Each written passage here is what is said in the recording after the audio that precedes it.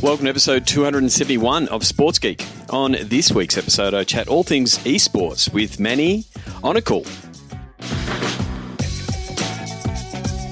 Welcome to Sports Geek, the podcast built for sports digital and sports business professionals. And now, here's your host who is helping advertisers understand esports broadcasts, Sean Callanan.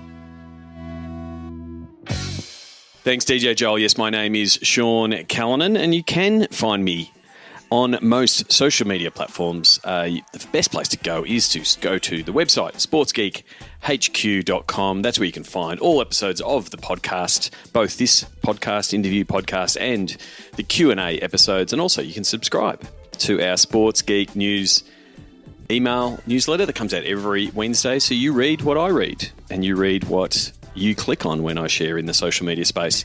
Otherwise, if you want to connect with me, you can send me an email, old-fashioned style, Sean@sportsgeekhq.com or at Sean Callanan or at SportsGeek on most of the social media platforms. And if you do, because we are talking esports, you can follow my esports team, my League of Legends team in the OPL at Gravitas.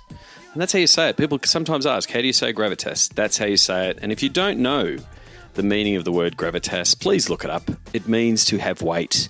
Someone who walks into the room and has a mighty presence, who gives a stirring speech, that is said, someone has gravitas. And I hope my boys have gravitas and turn around our fortunes in the OPL season that's currently underway. Don't forget, as always, you can send in your questions, whether they might be questions about esports and around the conversation I have with Manny today. You can do that via social media, or you can just simply send it in. Go to sportsgeekhq.com/questions. I'd really appreciate if you've got a question, whether it's related to what you're doing, it can be completely specific, or it can be a big, broad question, take on all questions. So please send them in, or if you see me in real life, maybe at a Sports Biz Melbourne event, ask me a question there. I might repurpose that question if it's a real good one for the podcast. Before I get into my chat with Manny, just want to see if you've checked out our Patreon campaign. You can support all the sports business content that we produce at Sports Geek, help pay for people like James who edits the podcast, and DJ Joel that does a terrific job with your voiceovers and the ads. I'd really appreciate it. Help reduce the costs and cover the costs of the podcast and the newsletters. And it's a way for, if you are a sponsor, a sports technology, marketing, digital type business and want to reach my listeners are in USA and North America and Europe and Australia and New Zealand. It's all over. So really a way to reach the global sports, digital and marketing and technology audience. It's a real opportunity. You can do that via sportsgeekhq.com/Patreon. You can do it for as little as a personal supporter as $4 a month. If you're a startup that wants to get a bit of a spike in traffic and put your name in lights and get your logo on the show notes, they're available on every single show notes. You can do so, or if you're a bigger business, silver and gold support options are available. But let's get into it. Let's get in and talk a little bit of esports with Manny Anekal. That is his Twitter handle. That's the best way to reach out to him. We chat about his career in gaming and esports and some of the trends that he is seeing in the US and also globally. So here is my chat with Manny Anekal.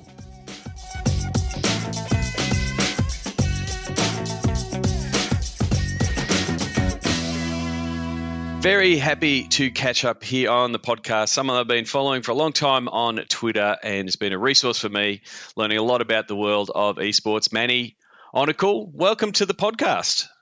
Thanks for having me on, John. Well, first of all, I always ask people when they start an interview is how they got their start in sports. But for you, how did you get your start in gaming and esports? Yeah, it's a great question. Roll back the clock about 15 years. That's how long I've been in the gaming and esports space. I primarily started my career in digital advertising and was working for Nielsen at the time and was reading an article about a company that was pioneering dynamic advertising inside video games. Yep. It was a startup called Massive Inc. Yep. And I was like, this is absolutely phenomenal. It makes complete sense. And I was also thinking, why didn't I think of this myself? So I went and joined Massive to run their publisher team. So I work with game developers and publishers, integrating our SDK and getting them on our platform. And after about a year or so, we got bought by Xbox. So I spent some time on the Xbox team, integrating our technology into Xbox Live. From Xbox, I then went to Electronic Arts, who was my number one client at the time, to go run and manage their whole advertising operations team. So that was running all their platforms across Pogo, online, in-game advertising, dynamic advertising, and soon to be launching social networking with the acquisition of Playfish. And from EA, I went to Zynga. I wanted to get some social networking experience and free-to-play gaming experience. So I was there for the rocket ship ride up and the rocket ship ride down. From there, I went to Keep, which is a mobile gaming company and dealing with advertising. And then finally, I wanted to come back to New York, and I took a job at Major League Gaming, which got my foot in the door in esports. And from there, I was the VP of marketing, handling all outbound and inbound marketing, RFP responses, etc. And this is 6 years ago. So a lot's changed since then, Sean. Oh, I can imagine. But it's good to get a bit of that history, because there's a lot of people, and I guess even my listeners would be seeing esports has only come up on the radar in the last 4 or 5 years, and not knowing that there is that history in depth. What for you is some of the biggest issues facing esports right now? Yeah, no, that's another good question. And to your point about timing, everyone looks at esports as sort of this, overnight success story, or this, lightning in a bottle that was created. But really, it's over, 10, 15, 20 years old if you really want to roll back the clock to StarCraft and some of those earlier titles. Yep. So it's been around for a while. It's just been in the press and mainstream media, and then a lot of investment that's come into the space over the last, let's call it 5 years or so. That's really sort of kind of blown it up really, really big. But, to your question, there's a lot of challenges still. One is infrastructure. Okay. They still need a huge role for infrastructure between leagues, teams, players. How do you recruit? How do you sign someone to long-term contract? What happens after their contract ends? Because the age of players are really between, call it 16 and 25. Yeah. What happens to a player afterwards? So, we got to figure that situation out. So you think, so on that, just on the infrastructure piece, was an interesting one, I guess. Me coming from the sports world and seeing a lot of the sports world come into the space, they're coming in, and that infrastructure of players associations, training for players, development of players as a feeder system into the pro leagues. Like, there's a lot of that's the infrastructure you're talking about that is well established in the basketballs of the world and the footballs of the world. That's still developing in the esports world. Exactly. It's pretty straight, cut and narrow on the traditional sports side is, graduate from high school, you pretty much, it's here in the States at least, you go to college, maybe potentially you skip college like in the ranks of the NBA, but you pretty much go to college, play a couple of years there and then go play professional sports. That's pretty much how it works. And in the esports, it's not there yet. So infrastructure on sort of the growth and how we're going to take care of our players going forward, I think is going to be a big problem that we're going to need to solve. And then furthermore, in terms of, what's really, the elephant in the room is probably esports monetization. Yep. And that's a big one is, and the not so dirty secret in esports is that, a lot of these teams that are seeing ridiculous valuations, something like 14x of revenue right now, they're not profitable. So that's a big, big problem right now. And, some of it's gotten to do with hype, and there's definitely some zealous enthusiasm that's come into the space. But hopefully we'll see, a little bit of a correction, in the near term where things get back down to more realistic terms. And so when you say that, then what are the streams, or what are the avenues for, monetization? Because in traditional sports, the top three are media rights, sponsorship, and ticketing. And to a certain degree, esports doesn't really have, a big portion of both of those, because a lot of events are online or only viewed online. So the ticketing component's not there all the time. And as far as media rights, it's still developing. We're starting to see some of the streaming giants pay for some esports content and leagues, but it's nothing along the lines of, the numbers that the NBA and the NFL and Premier League are getting. Where are esports leagues and orgs finding some avenues for monetization? Yeah, another good point. I think you kind of nailed it with really the media rights issue is Yep. that, you've seen some deals right now. So Overwatch League, Hearthstone, as well as Call of Duty League signed an exclusive agreement with YouTube Gaming. So Yep. that's the exclusive platform that they're going to be streamed on. So you saw a deal, I think it was about 135 million over 3 years, which is purportedly reported as what the deal terms were. Now you're talking about split that over 3 years, then divide that by X number of teams, and it's really not a whole lot. It's not like the NBA where you're getting a check for $100 million to start the season Yep. from your TV rights, right? So media rights haven't really come into play yet, but hopefully we'll see that going forward. So how are teams monetizing right now? It's really, I would say, three different ways. One is content. You look at FaZe Clan. I don't look at them as an esports team. I look at them as a content machine, right? Yeah. They put out great content. Furthermore, merchandising and apparel. So FaZe Clan does this great as well. One other team I point out to is 100 Thieves. I think they're going to be the supreme of esports with the way they're going with their drops and selling out their drops within 20 minutes of launching, which is pretty amazing. I mean, the 100 Thieves are a good example because they have been known for that, to do those limited drops, and even it was just in the last couple of weeks where they put out, here's our latest design, and it copped all hell and feedback online for it's a terrible design, or you spent 5 seconds on it, but then then Nadeshot will show a drone shot of people lining up at their store in LA. It's still showing the demands there, and you can't read it. You can't believe everything from internet feedback. They've got a pent up demand for people wanting that merch, whatever they put out. Yeah, absolutely. I mean, if you look at the line, it was called the numbers line that was put out, and a lot of the merch was essentially just a 100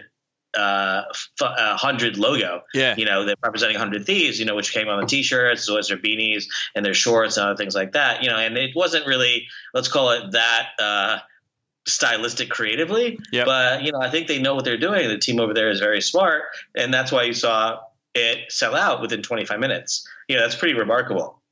I think they're doing something along the lines of at least $250,000 for the sales.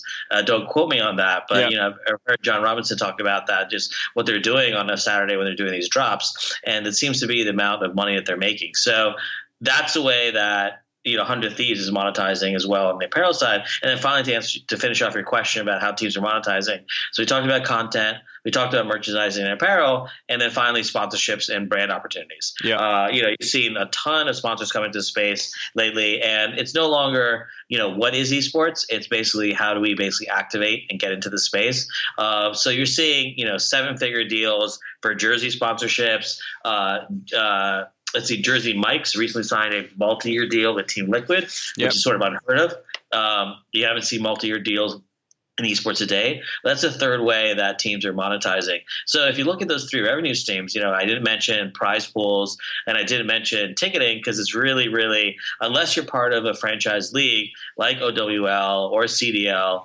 or even, or Riot, you're not going to get a chance to monetize on the ticket side, which is really just starting out. So Call of Duty League launched this year. Overwatch League is in season 3, so they're just starting this year to do their homestands and their home and away series. So we'll see how the sales have been going. I've been keeping my pulse on Call of Duty, and there's still a lot of tickets left over for these sites. For these home events. So luckily, the Chicago one has sold out for both general admission and VIP. So I think this will be a good test to see if local markets really work for esports.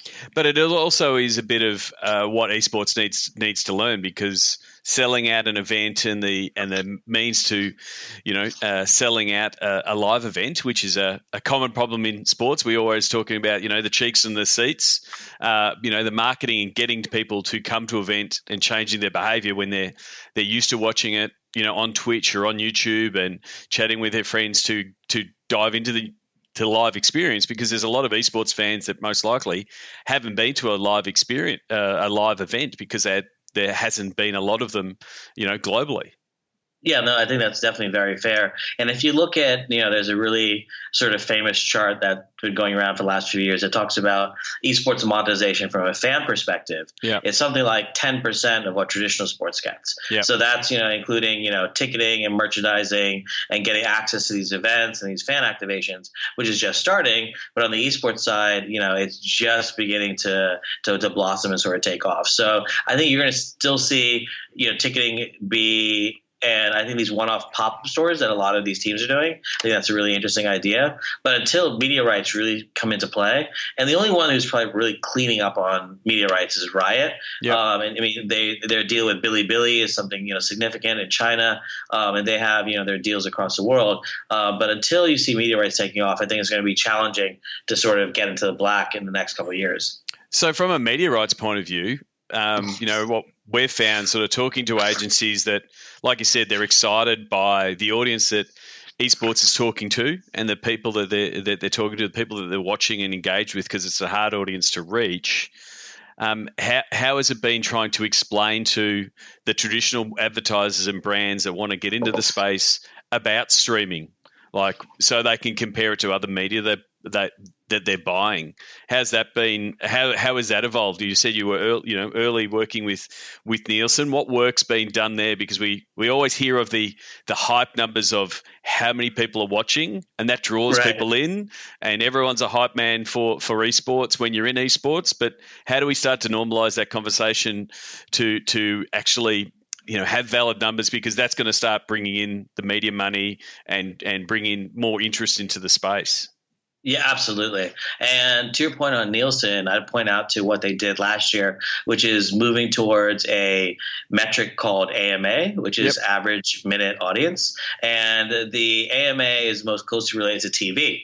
So if you're buying TV already, and TV is still a multi-billion-dollar industry in the US, it's very easy for you to then look at, okay, I'm buying ESPN. Now, what am I getting for League of Legends? What am I getting for Call of Duty? What am I getting for Overwatch League? It's really easy to then translate over to say, okay, I spent whatever for a 30-second spot on ESPN. What does that money translate to if I went into an integration or a sponsorship on the esports side? Yep. So I think with the launch of AMA, that's been a huge boon to the industry, giving them a comparative metric for media buyers to say, okay, I'm buying TV. Here's what I'm buying with esports as well. And then the publishers that have signed on, you're talking about Riot, you're talking about Activision, you're talking about Blizzard, and you're going to see a lot about ESL. You're going to see a lot more of those come onto board pretty soon.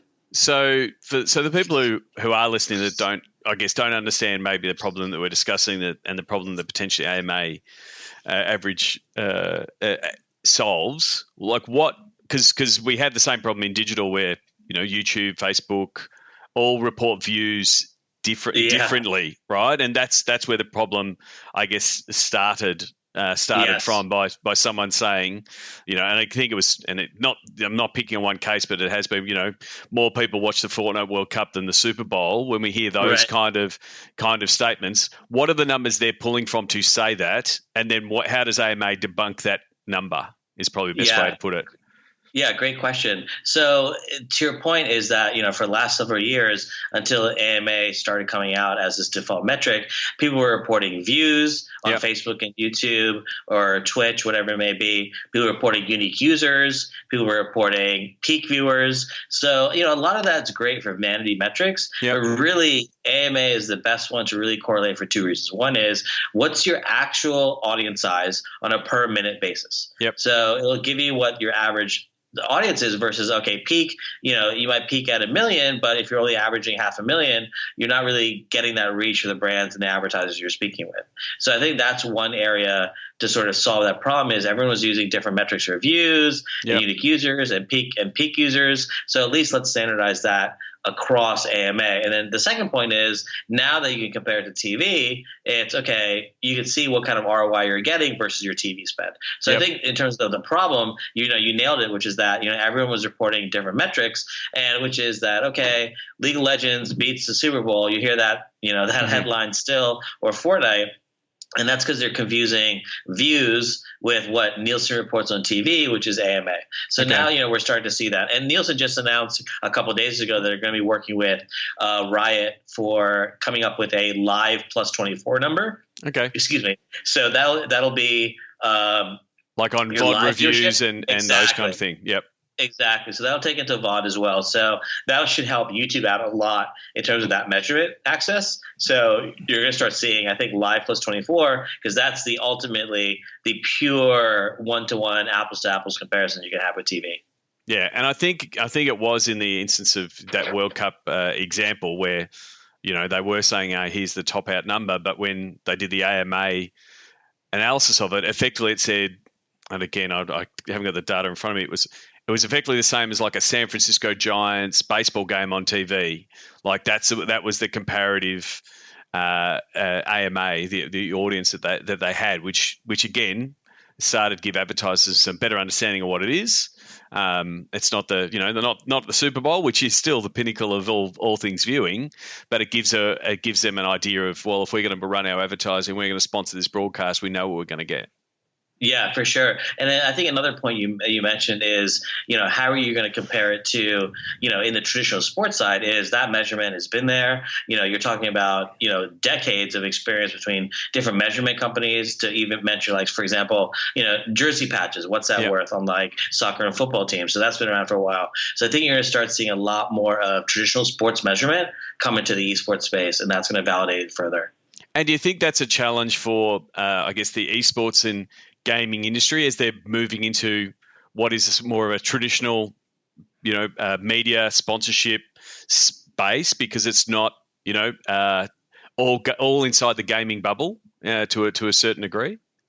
Yeah, I mean, because it's really interesting because esports isn't really siloed as it is in traditional sports. We're not talking about, one sport like baseball or Australian rules football or soccer or something like that. You're talking about, multiple titles across multiple genres like FPS, battle royale, sports simulation, racing, et cetera, et cetera. So it's really tough to sort of shoehorn in a complete traditional sports overview into esports. However, one thing that you are seeing, though, is when you're talking about the leagues, like the city-based leagues, they're desperately trying to do that, which is shoehorn in that, city-based, local-based audience, which is going to provide your revenue going forward.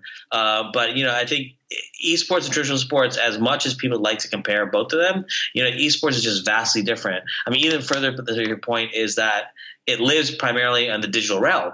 Yeah. So while we see a lot of deals, Pro Saban just signed a deal to get ESL's German language content, and you're still seeing a lot of 24-hour satellite TV content like Jinx TV or Ven TV, which is soon to be launching here in the U.S.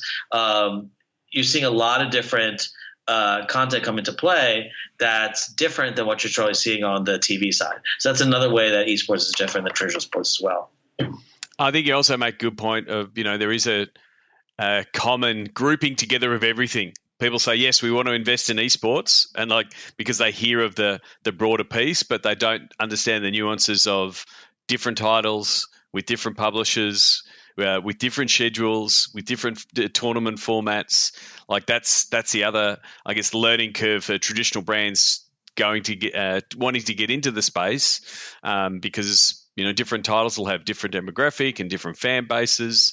That's another a challenge, because there's not a peak body, despite we keep seeing these esports federations trying to pop up. What's your take on I guess some of those federations that are trying to provide some governance across everything esports? Is it a futile exercise?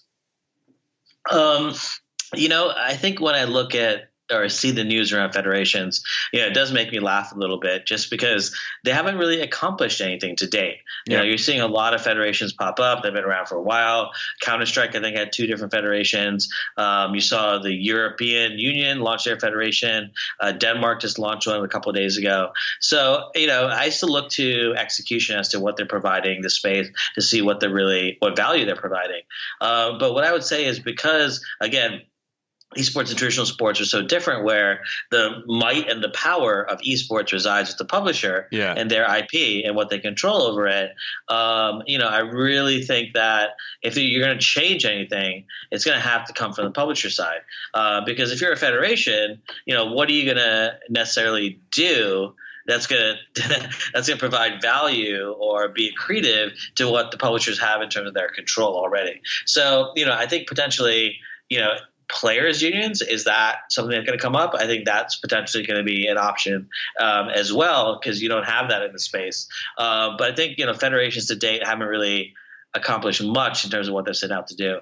It is a challenging one, because in sport, that's where all the power ends up at that very top, with the the FIFAs and that of the world that effectively manage the whole game. But in the gaming world, those titles are held by the publishers themselves, and so they're going to look out for their titles and their objectives.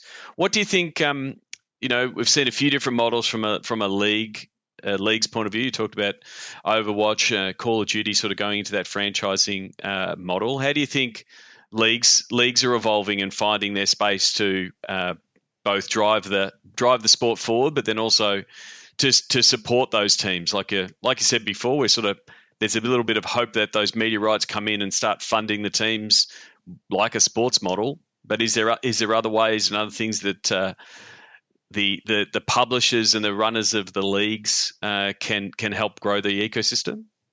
Yeah, no, I think the biggest impact that's come into the space over the last 3+ years has been the advent of franchising. Yep. Starting with Overwatch, then going over to Riot, and then now Call of Duty. I think you see that as a means to show that all this investment's coming into the space. What am I getting out of it if I'm buying this quote unquote team or slot? If there's no guarantee if I'm going to be relegated, what's going to happen next year, et cetera, et cetera. So I think franchising has brought in a little bit of equilibrium and a little bit of stability to the space. Now, is that the end all be all? I don't necessarily think so. Now you're talking about, look at something like that's new, that's Flashpoint, which is a new Counter-Strike league that's going to be owned by teams. Yep. I think that's going to be interesting to see how they perform in the near term as well. So, is there a one solution for that fits all? I'm not necessarily sure, but franchising has become of real big importance over the last few years. But you still have a lot of tournament organizers that are just putting on their own events, without that support from the publishers. So like what Valve has done with Counter-Strike, almost hands off. What Nintendo has done with Smash Brothers, pretty much hands off. So, I think it's not necessarily franchising fits every model, but it's something that's new, and it's here to provide some stability to the space. Now, when you talk about the franchise fees, now that's a whole separate conversation. Yes, it is. But I mean, it is providing, an ecosystem for this demand to get into the space. And so, especially in the US market, we're seeing a lot of either sports owners or high wealth individuals that haven't been able to get into the pro sports scene. There's only a finite amount of NFL franchises and NBA franchises you can't get in. And so I think there has been, by getting down to the franchise model in the US market, there's people wanting to get into the space, and when they're comparing it to pro sports franchises, which keep growing in value, that sort of helped provide more runway for the appetite that is in the US market. Yeah, I mean, the other thing too is that it's really hard to think like a billionaire if you're not one yourself. Yep. So a lot of these billionaires and sports team owners that have come into the space, and they're throwing their 10, 20, 30 $1 million franchise fees, at Activision and Blizzard. That's not a lot of money when you're sitting on a couple $1 billion. Yep. So in terms of a long-term bet, that's something that they're willing to make, and they also understand the traditional sports side. They understand all the creative value that could bring in between having traditional sports and having esports. You have a younger demographic on the esports side that'll help draw into the aging demographic you have with traditional sports side. You're seeing teams build their training facilities or their headquarters right next to traditional sports arenas, like we're seeing in Foxborough and the Patriots, and that just opened up, and that's going to be the home for the Boston Uprising. So I think you see that value there, but it's really hard to think like a billionaire if you aren't one. And if this is a shot in the dark and a long-term bet, so maybe it, but it's like they have the capital to throw around. And so what things we sort of discussed a little bit before, used looking at examples, some of the most successful esports teams, their focus is actually not on the esports. So looking at FaZe Clan as, really killing it from a content point of view, or 100 Thieves from a merch point of view. What should esports be focused on? Yeah, I mean, that's, as I mentioned, the not so dirty secret is that esports teams aren't really making money from the esports side of the business, because, that would be essentially prize pools and anything directly related to the esports part of the organization as well. So, they're making their money on content, on merchandise, and sponsorship deals. I mean, I know for a fact that FaZe did, a significant amount of money in terms of sponsorship deals last year. And 100 Thieves is killing it.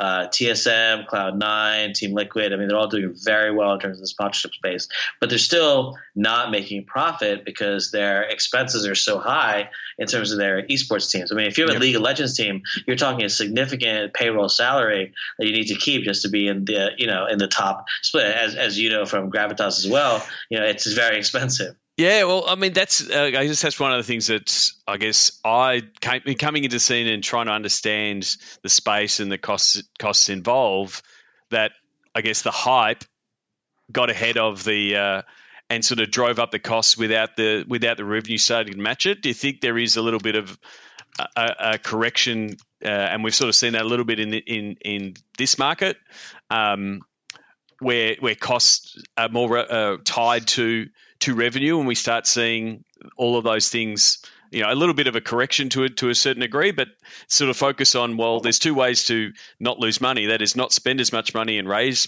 more money. And at the moment in esports, there's a little bit of, we keep spending and there's a little bit of hope that this money comes in. Do you think there's going to be a bit of a correction in that space? I think so. You're starting to see it already. I mean, the valuations are just ridiculously high, and a lot of that one of my predictions for 2020 is that you're going to see a tier 2 org, several of them probably close this year, just because they don't have the resources to keep it up with their franchise fees, with their payroll, with what they need to do on the content side, what they do on the merch side. I think you're going to see some fallout this year. And, not necessarily a nuclear winter, but, a lot of teams are out there still trying to raise more money, and they just raised 9 months ago to a year ago. So that's a little bit frightening right there. But, a lot of them are just trying to make it through maybe the next, call it 2 years, if they can stay afloat, and then, hit profitability after that. I mean, I've seen some numbers from teams that are raising valuations at a ridiculous amount that I just don't know if they're going to get it. I mean, me personally, I wouldn't. If I had money, I wouldn't invest in teams. I'd probably invest in the infrastructure. Yep. But that's it's a TBD on what happens with teams going forward.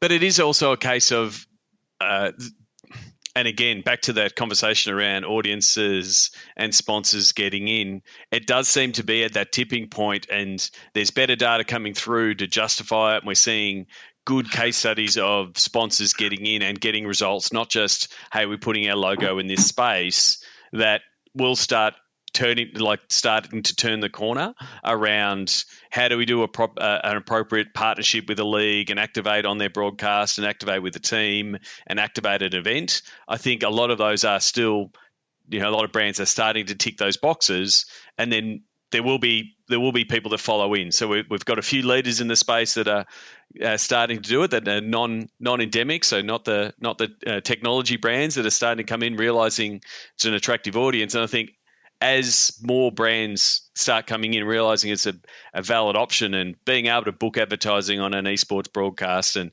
being able to activate and get good metrics and reporting, I don't think it's that far away, but I do think we need to be that's what, as an industry, we need to focus on keep delivering those wins, because then, more sponsors will come.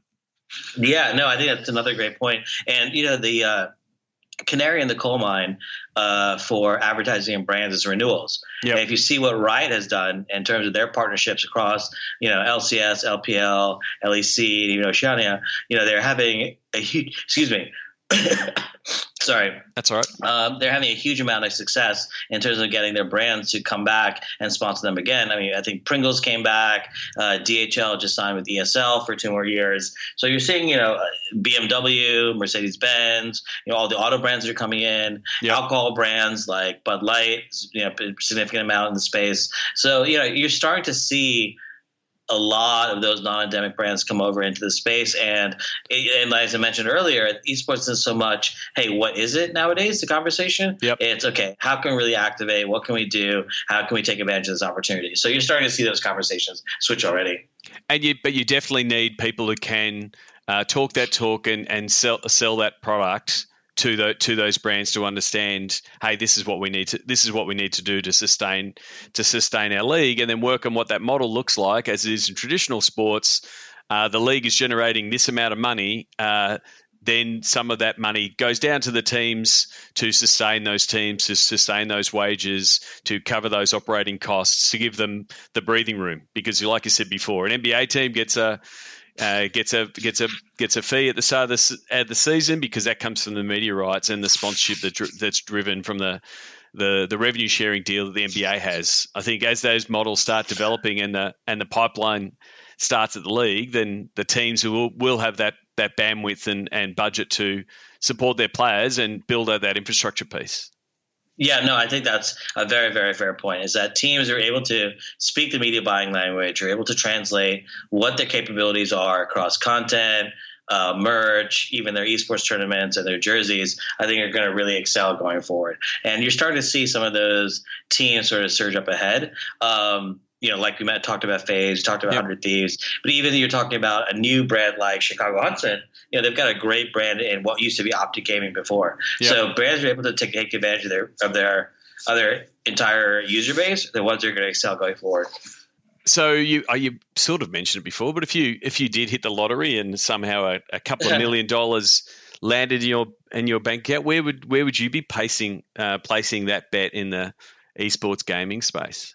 Yeah, so I would say anything to do with analytics. Yep. I think it's really, really important. Data is so key. And the fact that we're talking about, a digital platform that is just spewing out data on a continuous basis, I think that's going to be really interesting. Analytics on, say, improving your Counter-Strike accuracy or what you're doing wrong in League of Legends. I think that's sort of like AI teaching learning could be some interesting aspects that could help out with recruiting and talent management as well. Yep. So I think analytics across the board is really interesting. But anything, as I mentioned, the infrastructure I talked about earlier, anything to do in that space is kind of an open gold mine as well. There's a company in LA called Play Versus that's raised, I think, something like $96 million, I want to say, to get into the collegiate and high school space. So I think they're doing some interesting things as well. But anywhere that you could sell the picks and axes to help kind of get the industry going, I think that's an area that you want to play in. Yeah, I mean the analytics space is a strange one for a digital asset like coming in. I was surprised how little data there was. Like for all the digital that's there, especially around the viewership, and again, it's trying to compare, what Twitch is and YouTube. I think the Activision deal with YouTube Gaming, I think that's going to be really great because we know YouTube has so much data on viewership, and analysis of that. I think that will actually help the industry overall. So I think that'll help from an audience point of view, but I also think that, I guess, that Moneyball approach, what you're talking about there, we're seeing a growth in analytics across NBA, NFL, football, all of those kind of things, helping the next generation become better players, whether it's Counter-Strike, League of Legends, Fortnite. There will be a lot of services in that space that will identify new talent and sort of start building out that infrastructure. Yeah, absolutely. I mean, to your point, the Moneyball for esports as a thing really hasn't existed yet. Yeah. A lot of people are trying to solve that problem, but someone's going to do it, because you're talking about pure data versus taking something like a physical sport, translating it into digital data, and then analyzing it. The fact that you have direct in-game data, I think it's going to be absolutely massive. So, look into one of those areas going forward. Yeah, definitely. Before we get into, we'll just get into the closing five. I normally ask the first sports event you attended, but do you remember the first esports event you ever attended? Yeah, absolutely. So the first one was when I was working at Major League Gaming, and we held an X Games event with ESPN in Okay. Austin, Texas. That was my first exposure to that, and it was a relatively small setup. We were out in the raceway out in Austin where the X Games was held, but at least it got me a chance to see, firsthand, up close, what it's like to see the players in action, see the fans in action, see how brands can activate on site. But I would say what really blew my mind away was seeing League of Legends at Madison Square Garden. Yep. And that was just absolutely mind blowing. And did you see something where, it's such a prestigious arena like Madison Square Garden to hold an event for League of Legends, and to see, thousands and thousands of fans just cheering. It was absurd. So I would say Major League Gaming Austin is my first one, but definitely League of Legends and MSG was definitely probably what convinced me about this market. Yeah. And I think that's where we've seen music bounce back in a big way around events, right? All the major musicians in the world make all their money now on touring. I do think there's a real big opportunity. Touch wood, coronavirus does not continue to spread and cause more cancellations of events or no fan events, as we saw at IEM recently. But like when you see, and that's when all the conversations we're having with brands is they're really excited about an event. We've got Melbourne Esports Open here in August. It's in the same venue that the Australian Open is at, and in the same precinct. So there's so much real estate there for brands to connect with fans, and to move away from the digital world. So that opportunity, if you haven't been to an event, I highly suggest go to an event, because that definitely takes away that is esport a sport and all of those kind of things, because it's like fans in the stands cheering, watching something. It's exactly the same as sport, and that's where I think there's massive upside. That comes, there's big costs to running those events and those kind of things, but there is a definite appetite for those events, and the fans that go them are just as crazy as the ones that are at Lambeau Field for the Packers, or Madison Square Garden for the Knicks, although they don't cheer that much these days. Right. They're just as passionate. Do you have a favorite food memory? Is there an esports food that's the go-to food at an esports event, or is it stock standard food that you might have at an event? They're actually doing some interesting things. So there's Esports Stadium Arlington, as well as the Blizzard Arena, which held the first two seasons of Overwatch League. They do some really fun sort of theme-based food, related around to the game and things like that. So I think that's really interesting. What I saw also was that Downtown Grand, which is a Vegas-based casino and hotel, they really want to plant their flag in the esports space. And so when they were designing their menu, they came up with menus that are food items that didn't require a lot of utensils. Okay. So it'd be easier for you, and didn't make your fingers as sticky, if you're eating with your hands, for example, so you couldn't hold a controller. So I think, some of that stuff is like really, really, really fun. And that's where we end up with all the different take a product and put the word gaming or esports against it and say, here they are. You end up with those kind of things. It's his gaming food. We recently saw, what was it, the gaming bed? I think it is. In Japan. Yeah, it's absolutely absurd. It is amazing how many people are trying to, I guess, ride the wave and get involved. What's the first app you open in the morning? First app I open is email. Email. I have to say I've been an email junkie first thing in the morning. But I would say the app that I tend to probably use the most in terms of just, branding, news, comments, keeping my finger in my pulse in the space is Twitter. Yep. I definitely Twitter is my social media network of choice and my platform of choice. And while it can be a little disruptive and you tend to go down the rabbit hole sometimes, I tend to find that it's the best way for me to keep in track of a lot of the information that's out there. Yes. So you can follow Manny Anekal, Anekal, Anekal. But the links will be in the show notes, and they'll be on every tweet that I post. Well, you probably follow a lot of people on Twitter. Is there someone that you suggest that the listeners should follow themselves? Maybe if they want to get a few some other insights, are there people that you follow either on Twitter or potentially read, or columnists that you follow that people should be checking out? Sure. One person I really like is there's an analyst out of the UK named Daniel Ahmad. He goes by the Twitter handle Zugex, which is ZHUGEX, and he does a lot of reporting on Asia. Okay. I think Asia is absolutely fascinating. Asia, China, the growth areas there. What's going on with mobile esports? I mean, mobile esports is unknown here in the West, but in Asia, it's absolutely dominant. So check out Zugex. He's actually really, really good. Well, yeah, thank you. Yeah, we didn't even, and that's part of the beauty of esports. We didn't even touch on mobile, and Right. it's another beast altogether that is still growing, and we sort of don't know where it's going to end up. You might have mentioned earlier, and you sort of spoiled it, but that's okay. What social media platform is your MVP? Yeah, so Twitter for sure. Yeah, it's my favorite one. And I think, I guess coming into the space over the, officially the last couple of years, with Gravitas, I found at least the ecosystem and the fervor around esports and following esports, it's still relatively, yes, there is a bit of a cesspool of Twitter sometimes, a rabbit hole, but it is rather connected in Twitter. That it sort of feels like the sports industry, I guess, 8 years ago. So it is still relatively easy. There's still conversations happening in the Twitter space, around the esports industry, around the leagues. The fans very much are following along. Like, that seems to be the most connected platform from a fan's point of view, and the connectivity between fans and players is definitely happening on Twitter. Is that pretty much, you think, that the case that you're seeing? Yeah, and I wrote a while ago. This is now 2 years plus on how Twitter should enter esports, and 8 days later they actually announced their first media deal.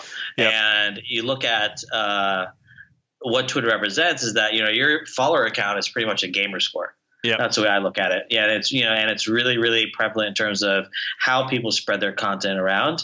One stat that not too many people know is that the number one referrer to Twitch is Twitter. Okay. So, it's a really, really easy way for content creators and influencers to basically get their message around that, hey, I'm live, or I just posted my VOD. They do a lot of that on there. So, Twitter is definitely, I would say, just not for me, but if you work in esports and gaming, it's probably the number one social media platform there is. I mean, two, I really like LinkedIn personally. Yep. I think there's a lot of engagement on there. If you use the platform right, you get a lot of great dividends from there. But definitely Twitter for me, if I had to pick one, would be that. But yeah, definitely those traffic numbers are, completely opposite to the sports industry. Like, Facebook is still the main driver. It's still driving 30% of traffic for most sports teams. But yeah, Twitter and Twitter is hardly driving any traffic. So it is something to say, if you are coming into the space, that the platforms shift a little bit. Yeah, no, for sure. And then you're starting to see Facebook make a play. I mean, they've now signed some exclusive deals, and I don't count Facebook out. They had the largest growth of streaming platforms in 2019. I want to say Facebook grew 83%. Yep. Year over year. So you're still starting to see some significant growth on that side. Yeah, we are sort of going through the streaming wars. I mean, Twitch is obviously the major player and the dominant player, but YouTube's throwing its punches, which is not a small player at all, but it's growing in the gaming space. And then you've got Mixer with Microsoft coming in with Mixer. So it's going to be interesting to see how that all plays out. It will create some competition. It will create some tension in that media rights space, and we'll actually start seeing who can actually move audiences. I think that's one of the exciting spaces in there, and whether it's driven by esports or whether it's driven by content and streaming, or the platform itself. Yeah, exactly. Right. It's going to be interesting to see, I guess, what they focus on, and what drives results for them, and how they go about monetizing it, because that's what's going to fund those deals. If they find that an audience helps them sell more ad slots themselves and they make more revenue, that's what's going to drive it as well. Yeah, no, absolutely. It's all exciting stuff coming down the pike. Well, Manny, thank you very much for catching up. Appreciate you taking the time. Where's the best place on the internet for people to reach out to you? Sure. As I mentioned, Twitter is my go-to. So follow me on Twitter at Manny Anekal, MANNYANEKAL. And I'm always happy to reach out to anyone who DMs me, chat about the space as well. All right. And you're also available on LinkedIn. We'll have your links to your LinkedIn on the show notes. And as I say most times, if you listen to the podcast and you like the episode, please reach out and say thank you to Manny. And I'll say thank you now. So thanks for coming on the podcast. Awesome, Sean. Really appreciate it.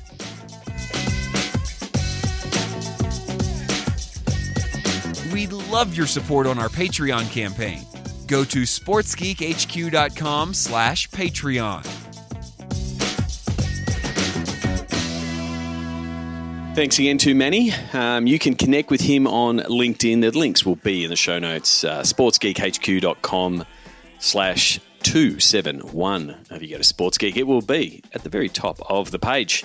Or you can reach out to him on Twitter, Manny, MANNYANEKAL on Twitter. And please reach out and tell him that you listened. I was super pumped to get to see a tweet recently from a former guest, Johannes Walhert, who was on episode 185, talking about the Swedish Basketball Federation. He's recently tweeted, "My podcast listening is up again, and this is still one of the most relevant, entertaining podcasts about sports biz. Just today, I talked to a person for the first time who said, 'Yeah, I know you from the Sports Geek podcast.' I like the second half. I really do appreciate that Johannes is still listening, but I love it when listeners reach out to guests and tell them that they listened to them and heard them on the podcast. So you're a listener. You're listening right now. Please reach out to Manny. Please reach out to the guests that you have stole with pride. If you're stealing some of their great work and great ideas, please let them know. It really gives me a real pep in my step. So thanks Johannes for tweeting it out, and thank you to whoever reached out and said that they know Johannes from the podcast. I really do appreciate it. You know who you are. Please send me a tweet, send me a DM. I really do appreciate it. The conversation with Manny was really interesting. Really good to talk to someone who has a really broad view of the esports space. What I can do now is sort of give a little bit of an update of where we are from our esports journeys, if you will. We are currently, as I'm recording this, I'm hopefully by the time this goes to air, this has stopped. We're currently in a really big losing streak with Gravitas. Unfortunately, we haven't found the right combination and team dynamic to get a win, but we are working on it. It is a work in progress. But we do have to celebrate the milestones. And recently, last week, we celebrated our 50th game in the OPL. So that, for mine, is a milestone in itself. So looking forward to the next 50, but also looking forward to the next 500. Like the conversation went with Manny, we're very much taking a long-term view on the space, and we really do look at what the esports landscape will look like both here in Australia, but also globally in 5 years' time. And that's been most of the conversations I've been having in the esports market here and in the sports market here in Australia, and I think it does apply globally. Some of the key parts when we're talking to brands on how they can enter into the esports space, they normally center around a few different things.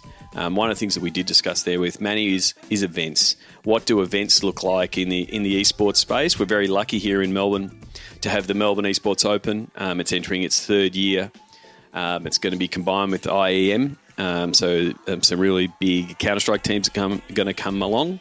So it's going to just keep getting bigger and bigger and becoming the go-to destination in the same way that later this week or next week, the Grand Prix will be coming to town, touch wood, coronavirus notwithstanding. It's going to be another major event in that way. And I think one of the things I am telling brands, I think it's one of the most underactivated sports events in Australia. And that's not a slight on TEG and ASL who are running it. It's just that it's got so much space because it's effectively filling the same space as the Australian Open in the tennis. And so when you're comparing using the same space, it does look a little bit sparse because you've got all this space to activate. And Tennis Australia do a great job of activating every single inch of that Melbourne Olympic Park precinct. So to me, that is a massive opportunity, and that is also where there is a lot of interest for brands starting to understand the esports and gamer market, and I think that will be a really good way to get more brands involved. There's obviously opportunities at league level. The OPL, the Oceanic Pro League, the Gravitas is in, is the premium product and the premium esport in Australia from a viewership and broadcast point of view.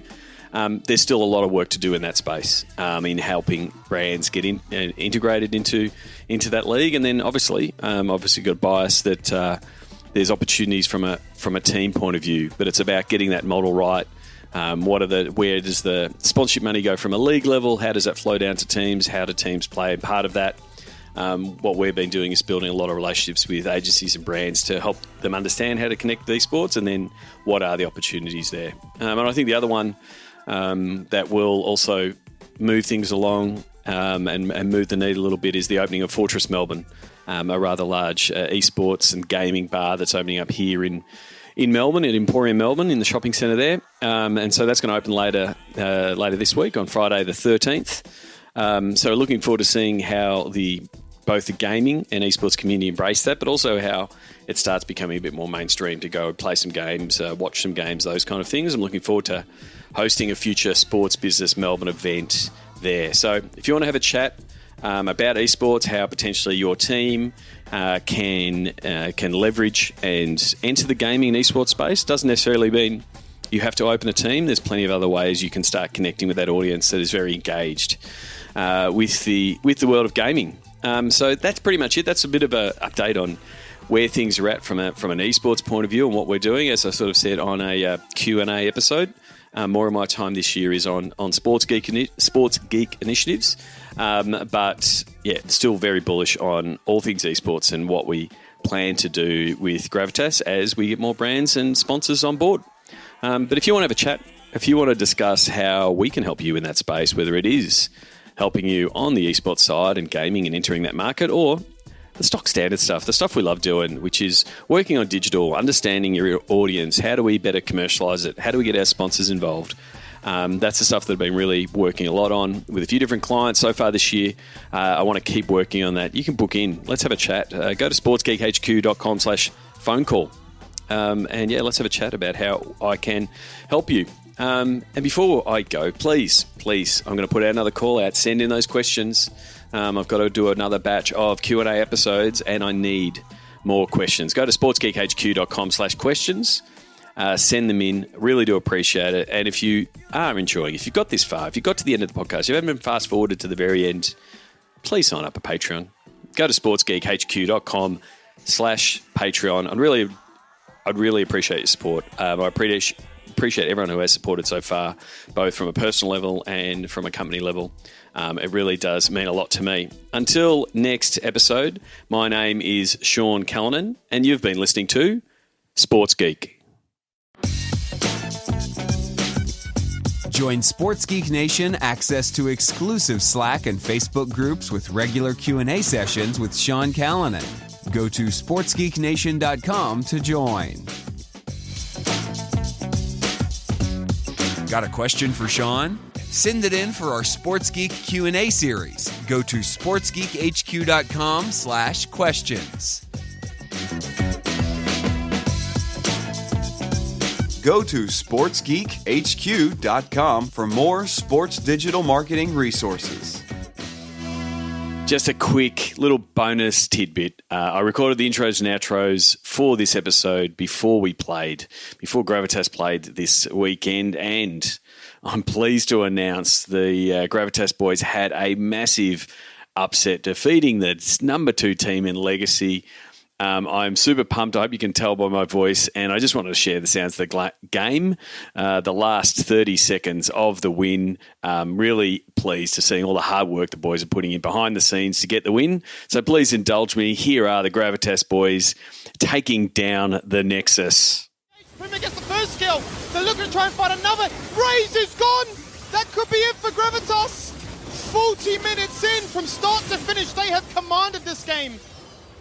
They don't have teleports. They need to be able to heal up a little bit here, Skimmy. It's still on a knife's edge, but Tally is oomed. The Nexus turret is going to fall on down. It's an open Nexus. It is what they're looking for. They find another kill. They find the Nexus. They find the upset. Gravitas will do it, and they will dethrone your second place team.